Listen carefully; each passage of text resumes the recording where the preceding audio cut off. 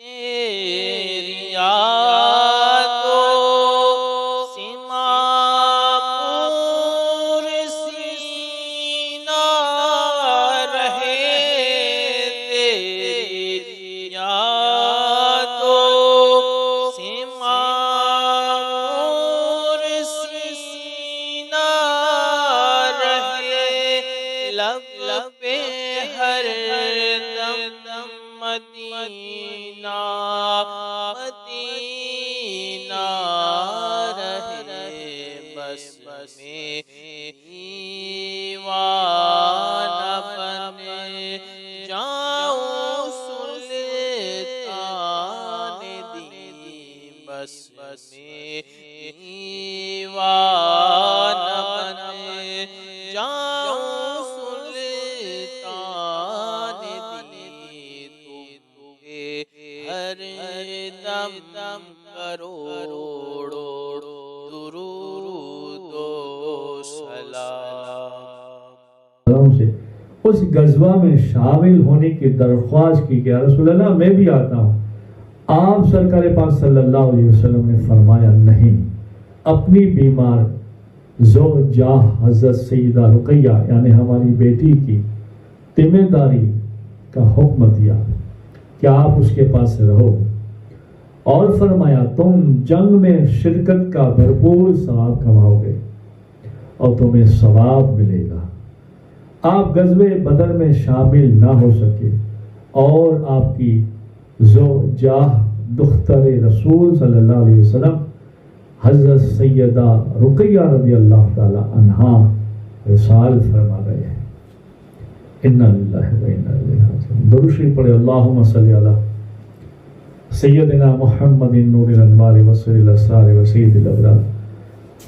صلی اللہ علیہ یا رسول اللہ صلی اللہ تعالی علیہ وسلم۔ روایت میں آتا ہے کہ حضرت عثمان غنی رضی اللہ تعالیٰ عنہ حضرت اسامہ بن زید کے ہمراہ حضرت سیدہ رقیہ رضی اللہ تعالیٰ عنہ کے تدفین میں مصروف تھے۔ حضرت زید بن حارثہ رضی اللہ تعالیٰ عنہ غزوہ بدر میں فتح کا پیغام لے کر آئے اور حضور نبی کریم صلی اللہ علیہ وسلم کو اپنی نور نظر حضرت سیدہ رقیہ رضی اللہ تعالیٰ عنہ کی وصال کی خبر ملی تو آپ غمگین ہو گئے، اور حضرت سیدنا عثمان غنی رضی اللہ تعالیٰ عنہ حضرت سیدہ رقیہ رضی اللہ تعالیٰ عنہ کی وصال کے بعد بھی غمگین نظر آتے تھے اور کہتے تھے کہ اپنے رشتے نبی پاک صلی اللہ علیہ وسلم سے میرے ختم ہونے پر انتہائی مجھے افسوس ہے، مگر اللہ کی شان دیکھیے، اللہ کے حکم سے جبریل امین کی دعوت سے پھر رسول اللہ صلی اللہ علیہ وسلم حضرت سیدہ ام کلثوم رضی اللہ تعالی عنہا کا نکاح عثمان غنی سے کیا۔ اور یوں مختصر تفسیر ہے کہ حضرت عبداللہ بن عمر رضی اللہ تعالیٰ عنہ سے مروی ہے، فرماتے ہیں کہ جب میری بہن ام حفصہ یعنی حضرت فاروق اعظم رضی اللہ تعالیٰ عنہ کی بیٹی حضرت خنیس بن حذافہ سہمی رضی اللہ تعالیٰ عنہ کے وصال کے بعد بیوہ ہو چکی تو والد بزرگوار نے حضرت سیدنا عثمان غنی رضی اللہ تعالیٰ عنہ سے ملے اور ان سے کہا اگر تم چاہو تو میں تمہارا نکاح حفصہ سے کر دوں، میری بیٹی سے کر دوں، یعنی حضرت عمر رضی اللہ تعالیٰ عنہ نے کہا تو آپ نے جواباً کچھ نہیں کہا اور کہا کہ میں اس بارے میں انکار کرتا ہوں اور سوچتا ہوں۔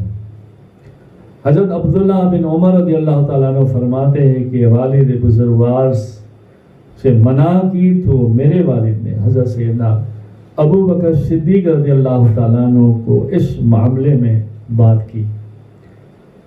انہیں کہا کہ اگر وہ چاہیں تو میں ان کا نکاح اپنی بیٹی حفصہ سے کروا دوں۔ تو پھر سیدنا حضرت ابو بکر صدیق رضی اللہ تعالیٰ عنہ نے کہا تو پھر آپ چپ ہو گئے اور خاموش ہو گئے اور جواب میں نہ کہا، انکار کیا۔ تو حضرت سیدنا عمر فاروق رضی اللہ تعالیٰ عنہ نے بارگاہ رسالت میں حاضر ہوئے، تمام ماجرا رسول اللہ صلی اللہ علیہ وسلم کو غوث گزار یعنی عرض کیا، سنایا۔ تو حضرت عثمان غنی رضی اللہ تعالیٰ عنہ کی شکایت بھی کی۔ حضرت عبداللہ بن عمر فرماتے ہیں کہ کچھ عرصے کے بعد میری بہن کا نکاح رسول اللہ صلی اللہ علیہ وسلم سے ہو گیا، یعنی ہم جو چاہتے تھے اس سے بھی زیادہ بہتر اور نور والا ہو گیا۔ اور عثمان غنی رضی اللہ تعالی عنہ کا نکاح حضور نبی کریم صلی اللہ علیہ وسلم کی دوسری صاحبزادی حضرت سیدہ کلثم رضی اللہ تعالی عنہا سے ہوا۔ حضرت ابو ہریرہ رضی اللہ تعالیٰ عنہ سے مروی ہے، فرماتے ہیں حضور نبی کریم صلی اللہ علیہ وسلم نے حضرت عثمان غنی رضی اللہ تعالیٰ عنہ کو حضرت سیدہ رقیہ رضی اللہ تعالیٰ عنہ کے وصال کے بعد اکثر روتے ہوئے دیکھا، تو رونے کی وجہ فرمائے، رونے کی وجہ دریافت فرمائے تو آپ نے عرض کیا میں اس لیے رو رہا ہوں کہ میرا آپ کے ساتھ جو تعلق تھا وہ منقطع ہو گیا، ابھی یہ گفتگو شروع تھی، جاری تھی کہ حضرت جبریل امین علیہ السلام آئے اور حضور نبی کریم صلی اللہ علیہ وسلم کی خدمت میں سلام عرض کیا، بعد اللہ تعالیٰ کا پیغام پہنچایا کہ آپ اپنی دوسری صاحبزادی حضرت سیدہ کلثم رضی اللہ تعالی عنہا کا نکاح عثمان سے کر دے۔ چنانچہ حضور نبی کریم صلی اللہ علیہ وسلم نے حضرت سیدہ ام کلثم کا نکاح آپ سے کر دیا، اور مہر بھی حضرت سیدہ رقیہ رضی اللہ تعالی عنہا کے برابر کروائی، یعنی جو آپ کو پسند تھی۔ ربیع الاول ہجری 3 میں حضور نبی کریم صلی اللہ علیہ وسلم کو یہ اطلاع ملی کہ نجد کے علاقے کے جو عمر میں بنی ثعلبہ اور محارب نے مشرکین جمع ہے اور وہ مدینہ طیبہ میں حملہ کرنے والے ہیں اور وہ ارادہ رکھتے ہیں کہ حملہ کریں، جس میں 450 گھوڑے سوار بھی ہے۔ تو حضور نبی کریم صلی اللہ علیہ وسلم نے اس مارکے پر روانگی کا وقت عثمان غنی رضی اللہ تعالیٰ عنہ کو روانگی کا وقت کیا کہ اب جانا ہے، اور حضرت عثمان غنی رضی اللہ تعالیٰ عنہ کو مدینہ منورہ میں اپنا نائب مقرر کیا، اور 1 ماہ تک آپ ثعلبہ اور مہرا کا محاصرہ کیے ہوئے رکھا، جس کے بعد وہ لوگ میدان چھوڑ کر فرار ہو گئے۔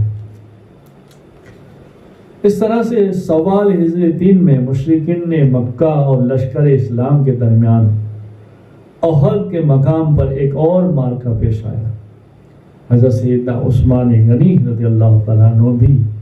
دیگر صحابہ کرام رضی اللہ تعالیٰ عنہ کی طرح اس غزوہ میں بڑھ چڑھ کر شمولیت یعنی شامل ہوئے تھے۔ ابتدا میں اس جنگ میں مسلمانوں کا فتح نصیب ہوئی، لیکن تیر اندازوں کا وہ لشکر جسے حضور نبی کریم صلی اللہ علیہ وسلم نے احد پہاڑ کی جانب تعینات کیا تھا، کہا تھا کہ یہ جگہ نہیں چھوڑنا، مگر مال غنیمت لوٹنے میں مصروف ہو گئے۔ دنیا کی لالچ آنے سے انہوں نے وہ جگہ چھوڑ دی، اور کفار نے اس جانب لشکر لے کر اسلام پر حملہ کیا، جس سے لشکر اسلام کو بھاری نقصان اٹھانا پڑا۔ قریباً 70 کے قریب صحابہ کرام رضی اللہ تعالیٰ عنہ شہید ہو گئے، جن میں رسول اللہ صلی اللہ علیہ وسلم کے چچا حضرت سیدنا حمزہ رضی اللہ تعالیٰ عنہ بھی شامل تھے۔ اس دوران کفار نے حضور نبی کریم صلی اللہ علیہ وسلم پر حملہ کیا تو صحابہ کرام رضی اللہ تعالیٰ عنہ نے ایک جماعت کو آپ کو حصار میں لے لیا، آپ کو بیچ میں رکھ دیا، حصار بنا لیا، اور حصار کے سامنے کی سائڈ پوزیشن میں ابو بکر صدیق، عمر فاروق، عثمان غنی، علی شیر خدا سامنے کی سائڈ رہے، اور کفار پھر ہٹ گئے، اور آپ کو اپنے صحاباؤں نے دنیا داری سے بچا لیا۔ حالانکہ سب کو بچانے والا اللہ ہے، مگر اللہ نے ان لوگوں کو موقع دیا کہ میرے حبیب، میرے محبوب کے لیے یہ کیا کرتے ہیں۔ کرنے والے نے سب کچھ کیا، اپنی جانیں دے دی، اپنے آپ کو قربان کر دیا، اپنا مال عطا کر دیا، زمین جائیداد بیچ دیا، مگر رسول اللہ صلی اللہ علیہ وسلم پر آنچ نہیں آنے دی۔